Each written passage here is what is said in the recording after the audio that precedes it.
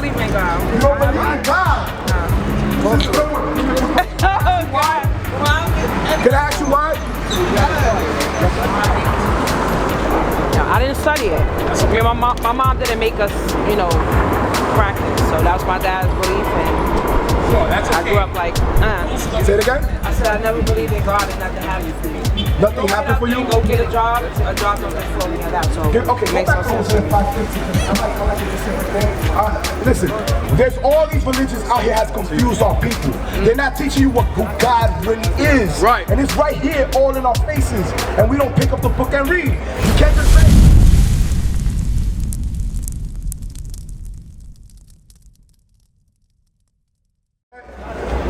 Saloma, how you doing, my sister?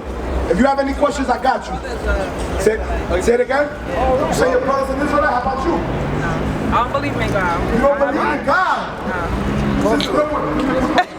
Why? Can I ask you why? What purpose? I'm going to show you. Give me Deuteronomy 28:68. Say it again? I said I never believed in God and nothing happened for me. Nothing happened for you? Go get a job don't just flow me out. So okay, it makes no sense to me. Listen, there's all these religions out here has confused our people. They're not teaching you who God really is. Right. And it's right here all in our faces. And we don't pick up the book and read. You can't just say you don't believe in God. You say that because man convinced you that there's no God. But I'm going to show you that there is a God. Oh, listen. Not yet. How you doing, my brother? I remember you from a while ago. Yeah. How you doing? Yes. How you doing, my brother? Good. Nice to see you again. Watch this. This is the book of Hosea, chapter 5, verse 15. Bring it out. I will go and return to my place. So God says he's going to turn our backs on us because we turn our backs on him. Watch. Why? Why do this? They acknowledge their offense. He wants you to acknowledge that you're wrong. Watch. And seek my face in their affliction. In us getting gunned down.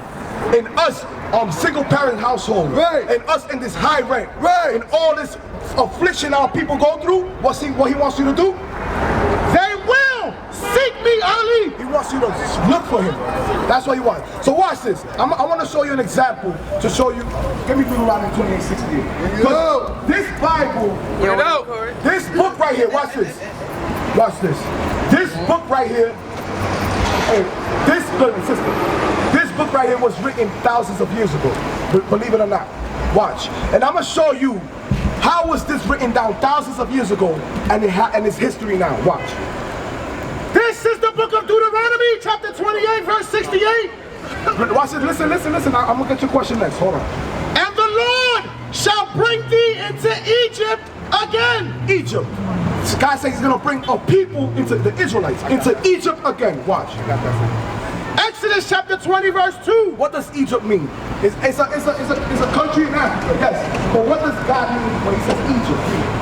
I am the Lord thy God, which have brought thee out of the land of Egypt, out of the house of bondage. Egypt means the house of slavery. Right. So when he says Egypt, slavery. So go back. This is the book of Deuteronomy, chapter 28, verse 68. And the Lord shall bring thee into Egypt. He says he's going to bring a people into slavery. God, watch. Again. With ships. Who went into slavery on ships? That's us. Right? This is written 3,000 years ago. Can a man write down, okay, all of these people, and this specific people right here, is going to go on slavery on slave ships in 3,000 years. Could that happen? Is that possible that a man could do that? Oh, a man like you and me? Bring it out. Is that possible, my brother? There go your question. There's the question. My brother gonna be like, I wanna ask a question because I remember at one time. I'm gonna ask a question. I just wanted to deal. I understand. They read a lot of scripture. I just want to deal with something major with her. Okay. no, let him ask his question because he got to go somewhere. But you know, I got time. Okay. What's your What did we do? And I think I. You've been here before. I think we answered this question, but I'm free to answer. I asked something else, but it was okay. What did we do that let us that turned God against us? yeah that God said Baruch chapter 4. And, you don't gotta go in scripture. I believe we have to. No, I believe you. No. You know why? You know. I'm going to tell you why. Because I could be a liar. You don't know that. I didn't say that. I know you didn't say I that. want to hear your opinion. That's the thing. You want to go See, yes, because the But thing I know is, you know the book. because I know the thing you know is, the scripture. You tell him to go to us. I'm gonna tell you why. So you can just tell me. You don't have to read the scripture. he Just, has to. all right. Then I'll see you guys later. I know you got the answer. But it's gonna take the same amount of time. It's gonna take the same amount of time as me telling you my opinion. Right. Okay, so I'll answer his question as he's walking away. So All right. you get the answer. Here's Give it why. to me. Chapter 4. I want you to go. 6. Read verse 6. This is the book of Baruch, chapter 4, verse 6. Bring it So he said, what did we do that God put us in slavery, right? Go ahead. Ye were sold to the nations, not for your destruction. God didn't wanted to destroy us through slavery. He didn't want that. But the reason why we all, blacks, Latinos, Native Americans, why we went into slavery is this the answer. But because ye moved God to wrath. How do we piss God off so much that he put us in slavery? We went into idolatry, we went into fornication, adultery, we broke the commandments. Systematically, as a group, we broke his commandments. Right. That's the reason why. Right. And all we have to do is repent and start keeping the commandments as a collective. And that way, he's going to defend us and take us out of the conditions that we're in. All right? Now, you made a mention that you don't believe in God. You know something? As a Catholic, at one point in my Catholic religion, I didn't believe in God. Because nobody was giving me answers to the questions that I had. Ecclesiastes chapter 11 and verse 4. Watch this. Ecclesiastes chapter 11, verse 3. If the clouds be full of rain, they empty themselves upon the earth. Who can empty a cloud that's full of rain? You ever thought about that? Like, oh, it's all nice or whatever. The sun will be out, and the next thing you know, it starts raining out. Like, oh, ain't the sun out? Who made it rain? Probably told meteorologists say, or the weatherman said. Well, sometimes the weatherman be saying a whole bunch of stuff, and it don't happen the way the weatherman said it. It's God that can draw the rain out of a cloud. That's right. Read on. And if the tree fall toward the south or toward the north, in the place where the tree falleth, there shall it be. No one knows how a tree falls. Read it again. He that observeth the wind shall not sow, and he that regardeth the clouds shall not reap. So if you're paying attention to what does the wind look like, you ain't gonna work, because you're more focused on trying to identify or trying to discredit that God exists. That's what the meteorologists do. That's what Jacques Cousteau did. They don't give a damn about the fish and the sea. They're trying to measure the earth. All right? Read on. Yeah. As thou knowest not, what is the way of the Spirit? You don't know the ways of the Spirit. It's gonna go to how you got pregnant, how you grow a baby and all that. Watch this. Because you don't know the way of the Spirit. Because again, you got 4 children. 4 different personalities. 4 different spirits. Watch this. As thou knowest not what is the way of the Spirit, nor how the bones do grow in the womb of her that is with child. Look at this. You understand? So you can't figure out what kind of child you're gonna have. Excuse me. You can't figure out what kind of. You can't figure out how it grows. The baby grows in your body. Only God does that. Right. Read on. Even so, thou knowest not the works of God. You don't know the works of God. Right.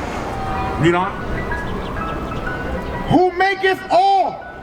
In the morning sow the seed, and in the evening withhold not thine hand. For thou knowest not whether shall prosper either this or that, or whether they both shall be alike good. So we don't even know how the plants grow. You go to the supermarket right away. Get yourself some corn, some potatoes, carrots, celery, a chicken. Make yourself some chicken soup. Boom. But you don't know how God provided the chicken and the vegetables and the water that you're drinking. God did all that. So for us to discredit that God exists, it's kind of strange. Now, do you believe in the Bible? My dad was Muslim, so we grew up in a semi-Muslim household, and my mom was Christian. No, I didn't study it. I mean, my mom didn't make us, practice. So that was my dad's belief, and sure, that's okay. I grew up like, Don't study the Quran. Right. However, don't study the Quran. Yeah, don't study the Quran because it has nothing to do with you. Right. But what I'm trying to show you is that the Quran has nothing to do with us. You didn't learn it because God didn't put that spirit in you to learn it. But look, He did put the spirit in you to stand right here. That's right. How long did you be here? 20 minutes? I mean, knowledge is the key, so But the thing is, I love knowledge. Is that you didn't expect this to happen today. I mean, I see y'all all the time. I understand. What I'm saying is, I'm showing you that God exists. I know. My brother's like, you need to come and be Israelite. You're supposed to be. I know. Right. And I just keep on. Let me bring my brother back up. All praises, all praises. All right, so you understand now, sister? Let's go back to Hosea 5:15. So this is basically what he's saying. All this suffering that you're going through, that each of us are going through, God just wants you to look for Him. Right. You understand? He put that in your spirit for a reason. Because before, I was a Catholic. You understand? And that, there's man teachings have brought me to the fact like, yo, this God that they're talking about, I don't think this God really exists. You understand? But until I was introduced to the Israelites, and they showed me word by word that this Bible, that God exists and He loves us. And this is the reason that why our people is going through hell, is because we're not listening to Him.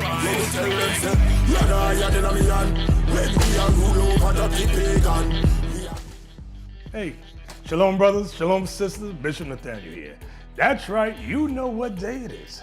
It's Shout Out Tuesday. It is Shout Out Tuesday, and I pray you brothers and sisters join me every Tuesday afternoon on IUIC Events channel, where I will be reading your kind and inspirational letters, also thanking you for your kind donations, and also covering very important biblical information for the mental well-being of our 12 tribes. That's right, 12 tribes worldwide. So hope to see you then every Tuesday afternoon on IUIC Events. Shalom.